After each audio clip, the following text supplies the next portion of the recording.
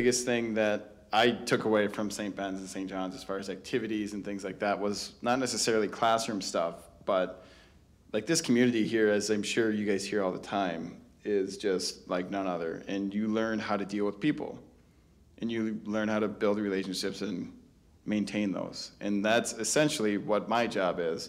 In a lot of HR, human resources, you're always dealing with people. And I think that is what this school gives you, is how to deal with people, create relationships, and hang on to those relationships too. And that's essentially what we all do just about every day. So biggest advice, I guess, would be leverage your professors. I used our professors, they have vast networks that are far beyond ours, and they were able to connect me to the people who got me my internships. They got me my job shadowing, and ultimately one professor led me to this job that I absolutely love. So as you said, build relationships. It's not only about the community within your class and within the what they call the Johnny Benny network, but absolutely with your professors, because they have that experience in that network that you will one day as well. So resources out there that can help you find the position that you're looking for. But if you're looking online and on the job boards, it's a great tool, but everybody else is also looking at online and at those job boards. So to take a different approach, and I can say as a recruiter, that's part of my job as well, that referrals are one of the biggest sources for us for recruiting top talent. So if you have those individuals in your network or your parents' network or your professors, whatever it may be, they will definitely be able to help you or direct you in the right place. Industry. What I didn't realize is we actually are in an industry where we can help people and change their lives. And it kind of sounds a little cheesy, so bear with me here as I explain this, but I have a 3-year-old, and every morning he wakes up, he comes in the bedroom, he's like, "Daddy, do you gotta go to work today?" I'm like, "Yeah, I gotta go to work today." And he's like, "Why? And for a while, I'm like, how do I respond to this, right?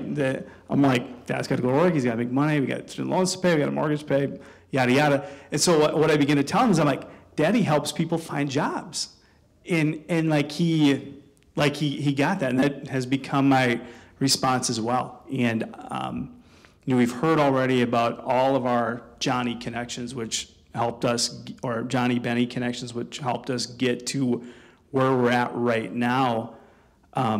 But I've personally had the opportunity to pay it forward or pay it backwards back to the community, to other Johnnies and Bennies, and basically help them get their first job out of college or help them advance their career. The thing for me is, much like you said, when I get someone that calls me up just out of the blue that I've placed in a position, just to say, hey, I want to say thanks because I love this job. No matter if it's, someone who is, whatever, working in the warehouse or assembling parts, to someone who's a high-level engineer at a transmission line regulatory committee. When I had someone just the other day call me up and say, hey, I love this job. You've allowed me to get a car. I've been able to put my kids in daycare now. He literally said to me that, he's like, you changed my life. I can't thank you enough. That's the coolest part for me. And it's somebody that I different verticals in HR. The biggest misconception about HR is that it's a boring desk job, because there are a lot of cool things that happen in HR. Is there the boring back end work? Absolutely, but again, there's a lot of great things from career fairs to analyzing benefits, compensation, problem solving, troubleshooting. I have a really good friend who's actually in HR at Ecolab. And so we just grabbed coffee here on, it was last week sometime, and she told me she'd moved. She was going out doing job fairs all over the country for different level sales professionals for Ecolab all over the country. So she was constantly traveling and moving around, and she just informed me that she's still with Ecolab, but she switched roles. She moved from that type of recruiting, traveling HR professional to more of an analytical role in their HRIS area. And so now what she's doing is she's sort of analyzing data and analyzing software related to human resources to say, hey, how can we do business more efficiently here at Ecolab on a global platform utilizing certain softwares? And so she's almost in more of a project management role just within the HR function. And so again, the opportunities are endless. There's a ton of opportunity both to love what you do and also be rewarded quite well financially as well. And so I think that's another misconception about HR. To be personable and have those listening skills for sure. For example, I mean, this week I've been, coaching different employees on career tracks and how to take the next step and what a career path in their current role looks like. I've also been coaching managers who are dealing with difficult situations and policy changes, and you need to be able to communicate those to employees, be a listening ear for them, but also know that you have to enforce those policies, enforce those rules. So, your ability to take feedback as well and make it into an actionable item, I would also say, is a great skill to have. But that all really comes with practice and with time and experience. Someone who's good at mediating conflicts.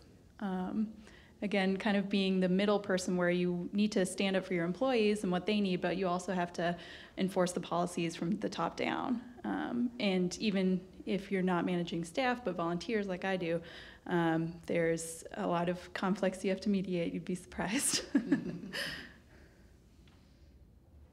Now I own developing our bonus plan, our commission plan, what we're going to do for salary structure and salary grades, market pricing, all new jobs that come to us. These are all the headaches I've kind of been dealing with this week. I'm kidding, I love it. But also then, salary changes, promotions, special adjustments, market adjustments, and that's, payroll and those types of things. I oversee that as well. That's very minimal pieces in the compensation, but I think that's what you were looking for, a little bit more detail.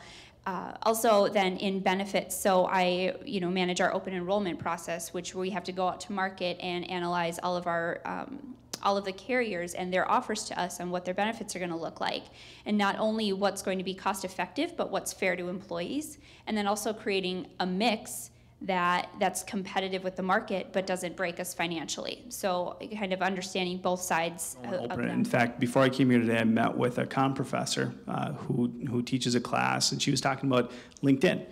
And she challenged her students that are in her course to have 50 connections. And what I told her is, I'm like, that's ridiculous, because over the course of a semester, each student in your class should be able to have 500 connections by the end of the semester if they utilize it the right way, if they put the time and effort into developing their social network, not just for the search that you guys are going to experience for the job right after college, but that continuing career evolution of what's the next step. That professional network is the most important thing, the most important tool, the most important resource you have. And so starting it now and then continuing to build it, even as you're a year out of school, 2 years out of school, 4 years out of school, 6 years out of school.